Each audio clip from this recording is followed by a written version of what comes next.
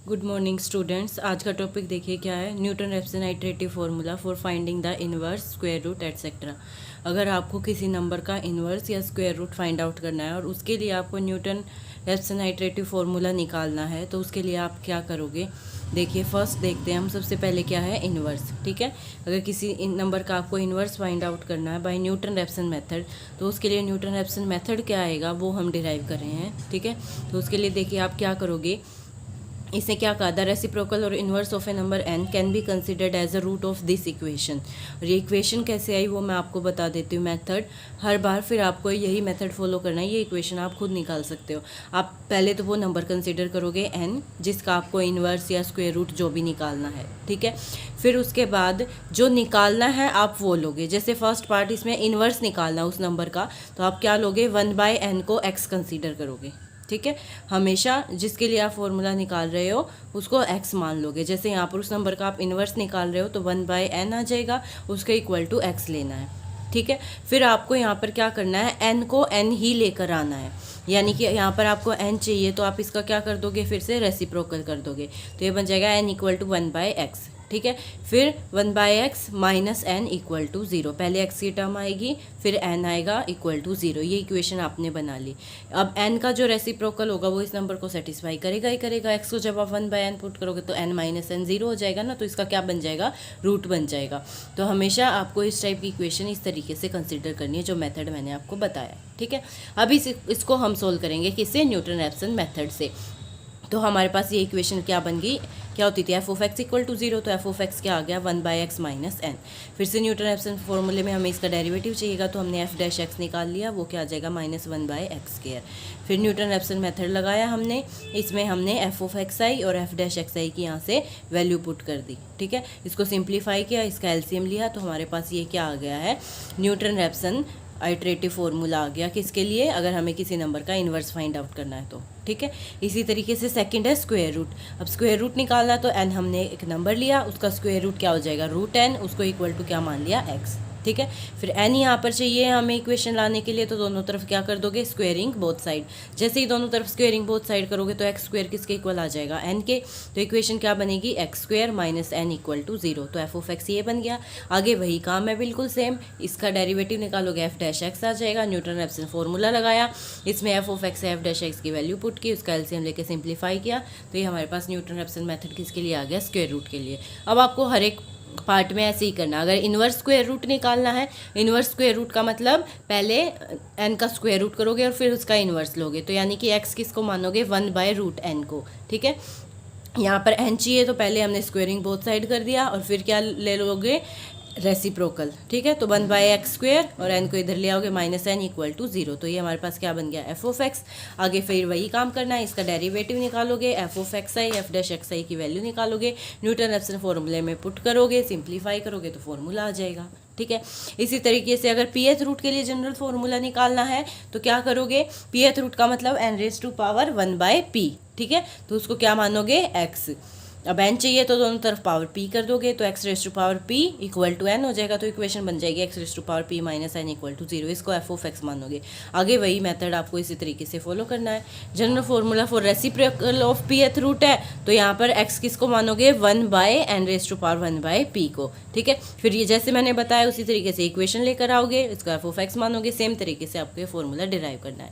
ठीक है, अभी इस पर बेस्ड क्वेश्चन करते हैं। देखिए क्वेश्चन में उसने क्या कहा है, find iterative formula for cube root of a number n।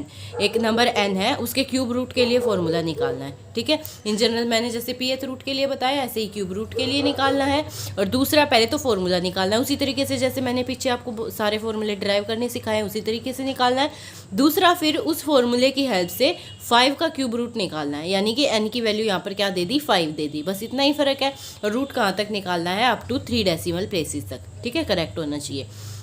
तो देखिए क्यूब रूट ऑफ n के लिए इक्वेशन क्या आएगी, इसका रूट क्यों बनेगा, अभी मैंने आपको बताया। ठीक है ना, क्यूब रूट ऑफ n का मतलब क्या है, आप क्या करोगे, x को क्या मानोगे, n⁻⁴ 1/3। क्यूब रूट का मतलब यही होगा।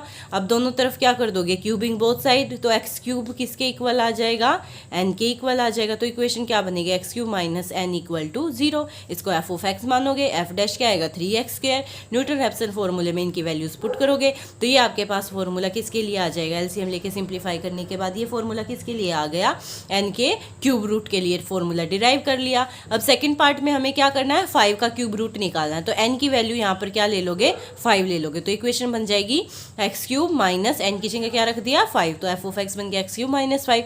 आगे सारा काम वही करना है, फॉर्मूला आप डिराइव कर ही चुके थे, जस्ट उसमें आपको एन की जगह पर क्या वैल्यू पुट कर देनी है, 5 वैल्यू पुट कर देनी है। ठीक है, तो ये हमारे पास फॉर्मूला आ गया। अब उसके बाद आप क्या करते हो, वो पॉइंट चेक, इनिशियल अप्रोक्सीमेशन लेनी है आपको न्यूटन रैप्सन में। इनिशियल अप्रोक्सीमेशन आप कैसे लेते थे, पहले आप चेक करोगे किस इंटरवल में रूट लाई करेगा।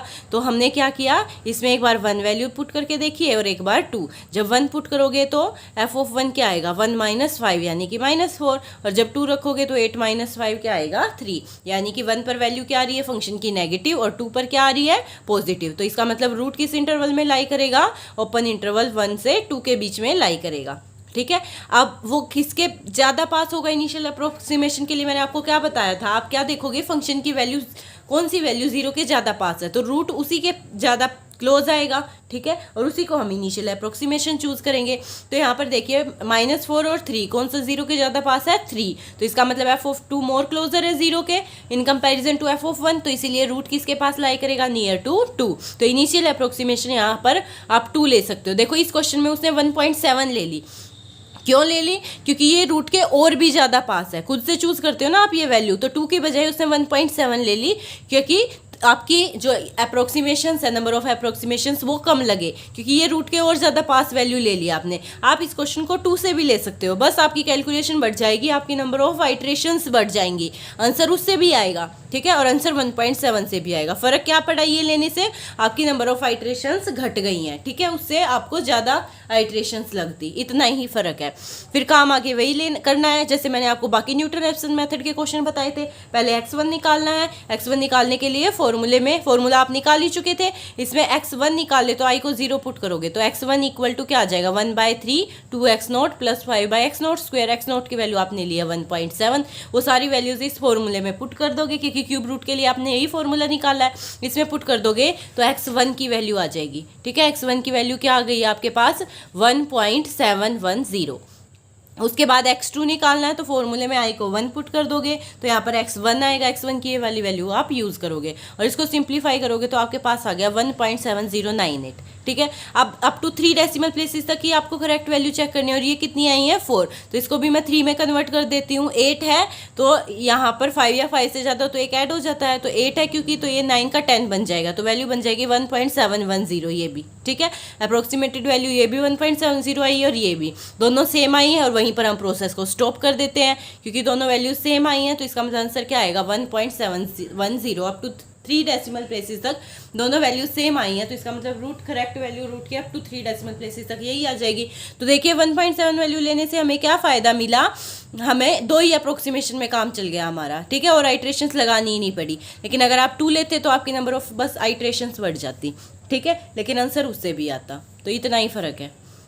नेक्स्ट देखिए, जैसे 32⁴ है, ठीक है ना, पीछे क्या था 5⁻⁴ की वैल्यू निकाली थी, यहाँ 32⁴ निकालनी है, तो उसके लिए फिर से वही बिल्कुल सेम स्टेप है। आप क्या करोगे, पहले इक्वेशन निकालोगे, इक्वेशन निकालने के लिए यहाँ से n को n ही रखना होता ना, ये 32 यहाँ पर क्या है n की जगह पर है, तो पहले दोनों तरफ क्या करोगे 4 पावर करोगे, तो x4 किसके इक्वल आ जाएगा 32 के इक्वल आ जाएगा। इसको भी इधर ले आए तो x⁴ -32 किसके इक्वल आ गया 0 के, तो ये हमारे पास क्या आ गया f ऑफ x आ गया। फिर इसका डेरिवेटिव निकाला, अब वो 2 वैल्यूज देखनी है जिनके ऊपर फंक्शन का साइन अपोजिट आए, तो वो 2 वैल्यूज इसने ले ली 2.3 और 2.4। फिर से आप ये वैल्यू कोई भी ले सकते हो, इसने इंटरवल बहुत ही स्मॉल लिया ताकि फिर से आइट्रेशंस कम लगे, आपका आंसर जल्दी निकल जाए। ठीक है, आपका कैलकुलेशन का वर्क कम हो जाए, उसके लिए इसने ये वैल्यूज डेसिमल प्लेसेस में ले ली। ठीक है, एक पर वैल्यू नेगेटिव आ रही थी और एक पर पॉजिटिव आ रही थी, फंक्शन का साइन अपोजिट आ रहा, तो इसका मतलब रूट इन्हीं वैल्यूज के बीच में लाई करेगा, और किसके ज़्यादा पास होगा, जो 0 के ज़्यादा करीब होगी। तो ये वैल्यू 0 के ज़्यादा करीब है, तो इसका मतलब रूट 2.4 के ज़्यादा पास होगा। तो इनिशियल अप्रोक्सीमेशन हमने 2.4 ले ली। फिर आगे वही काम करना है, न्यूटन रैप्सन फॉर्मूला लगाया हमने।